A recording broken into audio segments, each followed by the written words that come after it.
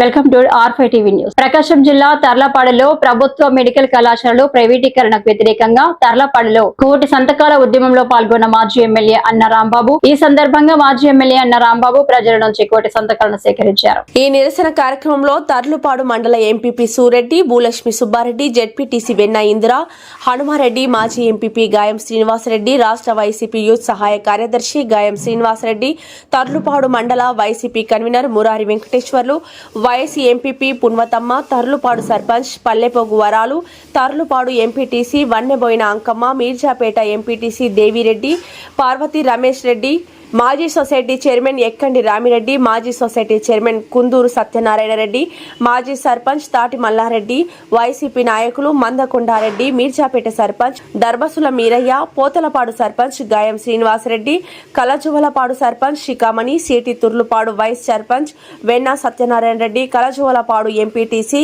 ఎక్కంటి తిరుపతి రెడ్డి తదితరులు కార్యకర్తలు పాల్గొన్నారు.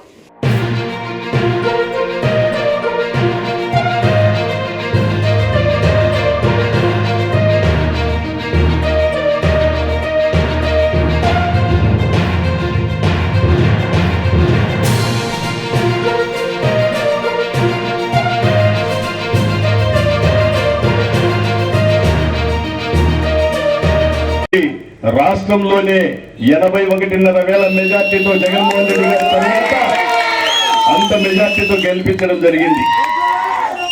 ఇది ఇప్పుడున్న పరిస్థితి. కాబట్టి దయచేసి మీ అందరికీ కూడా విజ్ఞప్తి చేస్తా ఉన్నా, మనం పార్టీని బలంగా నిర్మాణం చేసుకుందాం. అధికారం ఉన్నా ఉండకపోయినా మనం ప్రజా జీవితంలో ఉన్నాం. ప్రజల పక్షాన నిలబడాలి. ప్రజలకు ఏదన్నా ఇబ్బంది జరిగినప్పుడు తప్పనిసరిగా గొంతెత్తి ప్రశ్నించి ఆ సమస్యలు తీర్చాల్సిన బాధ్యత ప్రతిపక్షంగా మనకు ఉంది. కాబట్టి ఖచ్చితంగా ప్రజల పక్షాన్ని నిలబడదాం. ప్రతి వైఎస్ఆర్ కాంగ్రెస్ పార్టీ నాయకుడు కార్యకర్త కూడా ఉండండి, అండగా ఉండండి.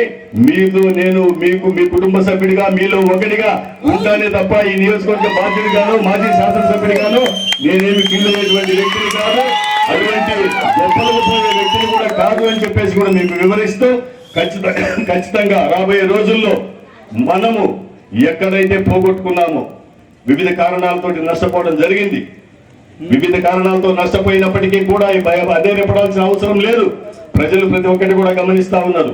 నాడు జగన్మోహన్ రెడ్డి గారు చేసినటువంటి సంక్షేమ పథకాలేంటి, ఈ చెప్పిన మాట ప్రకారం నిలబడ్డటువంటి విధానాలేంటి, నాడు నేడు ద్వారా స్కూళ్లను ఆధునీకరించినటువంటి విషయం ఏంటి, వైద్య సేవలు అందించినటువంటి విధానం ఏంటి, ప్రతి ఒక్కటి కూడా నాడు ఏ రీతిగా జరిగింది, ఈ రోజు ఎట్లా జరుగుతుంది, ఆ రోజు ఇసుక ఎంత రేట్లో దొరికింది, ఈ రోజు ఎంత రేట్లో దొరుకుతుంది, నాణ్యమైన మందు ఇస్తామని చెప్పేసి ఈ రోజు నాసి రకం మందు డూప్లికేట్ మందు ఇచ్చి ప్రాణాలతో తలగాటమడుతున్నటువంటి ప్రభుత్వం అని చెప్పేసి కూడా ప్రతి ఒక్క ప్రజలు కూడా గమనిస్తా ఉన్నారు.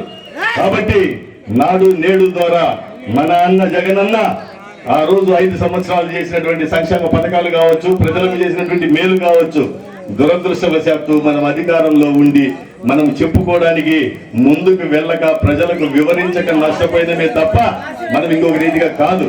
కానీ ఈ రోజు మనము ఒక్కటి గమనించండి, ప్రతి వైఎస్ఆర్ కాంగ్రెస్ పార్టీ కార్యకర్త నాయకుడు కూడా ఈ రోజు అధికారంలో ఉన్నటువంటి వాళ్ళు అధికార దర్పంతో వాళ్ళకున్నటువంటి ఆ అధికార దర్పంతో లేకపోతే ఆ పవర్ తోటి ఈ రోజు ఏదో ప్రజల్లో తిరుగుతా ఉండగలిగింది. కానీ 1.5 సంవత్సరం నాడు మనం అధికారం కోల్పోయినప్పటికీ కూడా 1.5 సంవత్సరం నాడు అధికారం కోల్పోయినప్పటికీ కూడా ప్రతి వైఎస్ఆర్ కాంగ్రెస్ పార్టీ నాయకుడు కార్యకర్త గ్రామంలో ధైర్యంగా కాలరెగరేసుకొని తిరిగేటువంటి పరిస్థితి మనకుంది. కారణం ఆ రోజు మనము ప్రజలకు ఇచ్చినటువంటి మాట నిలబెట్టుకున్నాం కాబట్టి, ప్రజలకు మంచి చేసినాం కాబట్టి వైఎస్ఆర్ కాంగ్రెస్ పార్టీ కార్యకర్తకు నాయకుడికి ఆ తెగింపు ధైర్యము ఉన్నింది. కాబట్టి మంచి ఎప్పటికీ ప్రజలు మంచి